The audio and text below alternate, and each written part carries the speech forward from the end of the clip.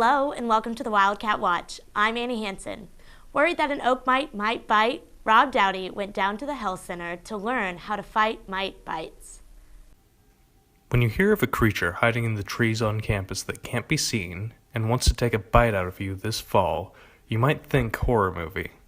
But this year, Baker University has become home to a microscopic terror known as the oak mite. We first heard about them, I think it was last year, the year before, when they sort of became famous or infamous. I heard that the first report was actually in Kansas City, Kansas, in the entire nation.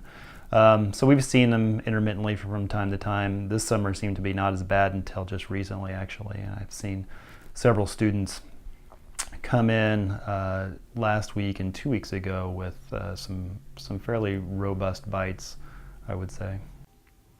But fear not, Baker.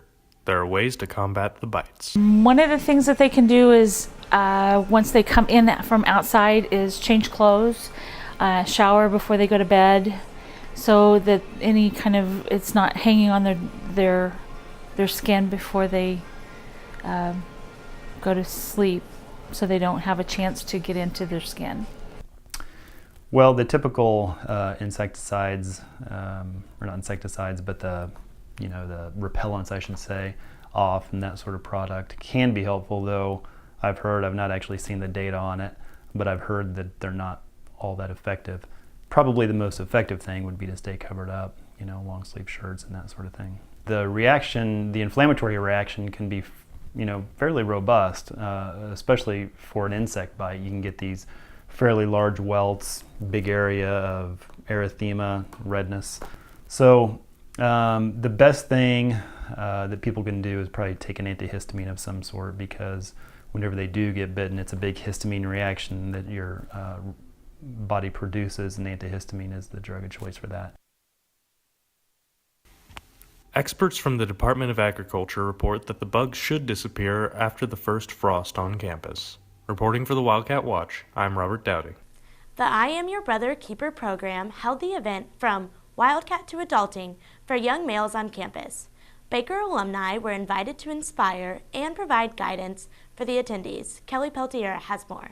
Teresa Clounch and Philip Hannon, founders of the I Am Your Brother's Keeper program, recently held an all-male event on campus. Diversity and Inclusion has started a real talk for our male students on campus, and I'm inviting alumni to come back to campus who've been gone from anywhere from 3 to 5 years, to come back and share their experience that they had as an undergraduate and what they're doing now in their lives. We really do have some tremendous alumni that come back and speak.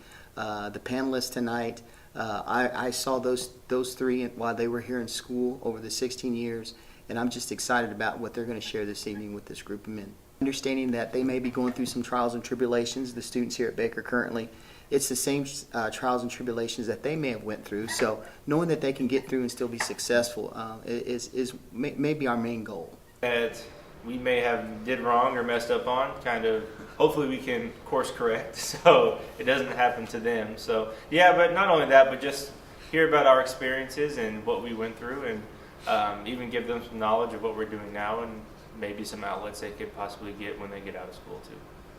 Attendees were eager to listen to what the alumni had to say. How they became who they are today and successful is something I really want to be a part of. So maybe I can get a couple pointers and tips on how to, become an adult after college. Because I feel like, when you're in college, you're kind of in like the transition between being an adolescence to becoming an adult. So that's what I want to try to get a better grip on. Reporting for the Wildcat Watch, I'm Kelly Peltier. October is National Breast Cancer Awareness Month. This past week, Zeta Tau Alpha had members of the community come out to some of their favorite events for their Think Pink Week. Think Pink Week is something that Zeta Tau Alpha puts on every year here on campus, and it's basically just a week long of events raising money for breast cancer education and awareness. So we kind of switch up the events every year. This year we're doing a dodgeball tournament, we're doing a cinnamon roll night, and just different stuff like that to raise money. Last night we raise money at the Dig Pink volleyball game in College Gym. And so we had girls going around collecting donations from parents and everyone at the game. And then we were also selling tickets and promoting our Sim and Roll event that's on Thursday.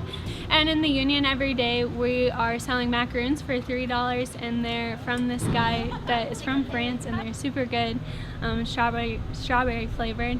And then we're also selling like candy and lemonade and collecting donations towards breast cancer.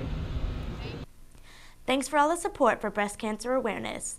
We're going to take a quick break. When we come back, we'll see how students are reacting to the issues with the health center.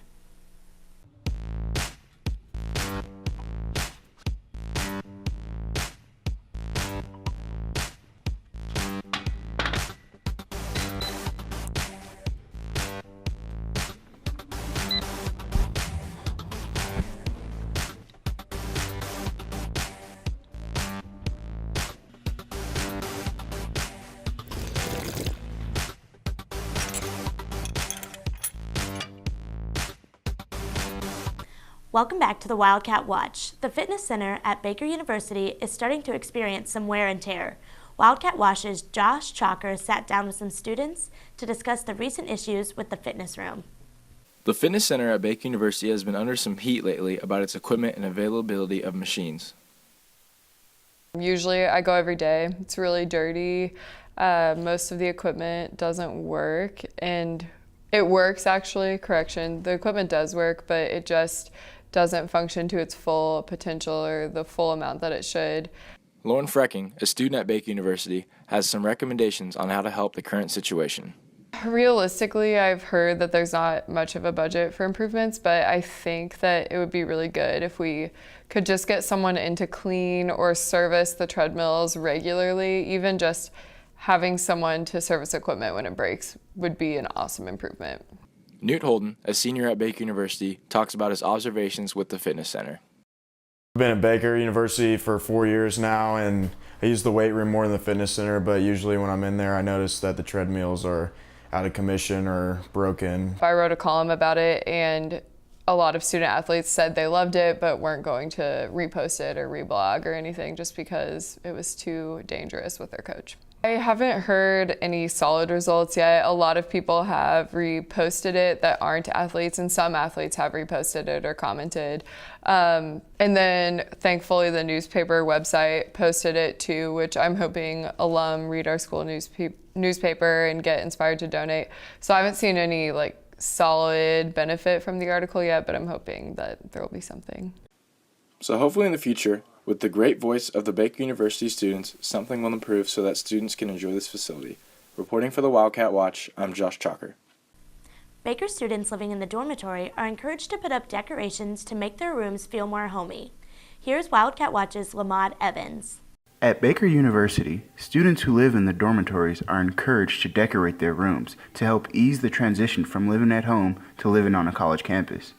Picking decorations is a great way to bond with your roommate or suite mates.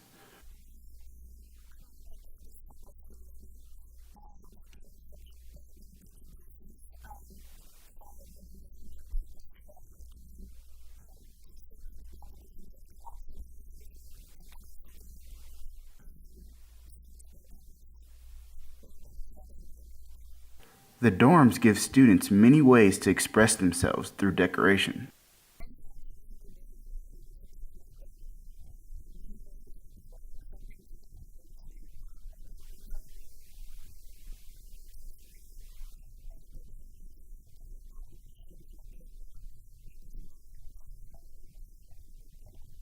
Living away from home can be hard, which is why students are encouraged to bring a little home with them.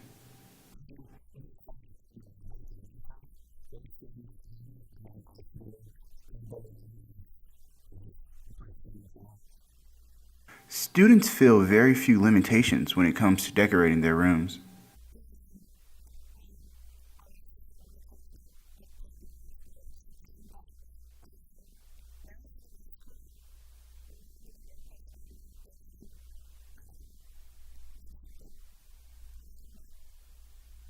This has been Lamad Evans reporting for your Wildcat Watch.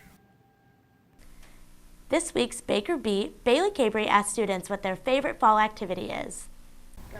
Hi everyone, I'm Bailey with the Baker Beat here this week, and I'm on campus talking to students about what their favorite fall activity is. So let's see what they have to say. Well, I absolutely love climbing trees in the fall. Watching Netflix and sitting there binge eating food. My favorite fall activity is making homemade candies with my family.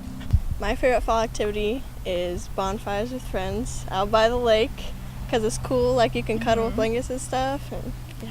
I love to just lay out in my hammock on a really nice day. So my favorite fall activities are I really enjoy watching the Kansas City Chiefs play, and I just love being outside because it's my favorite time of the year. And that's all we have for this week, so until next time, I'm Bailey Cabry reporting for the Wildcat Watch. That's it for this week's Wildcat Watch. Until next time, I'm Annie Hansen.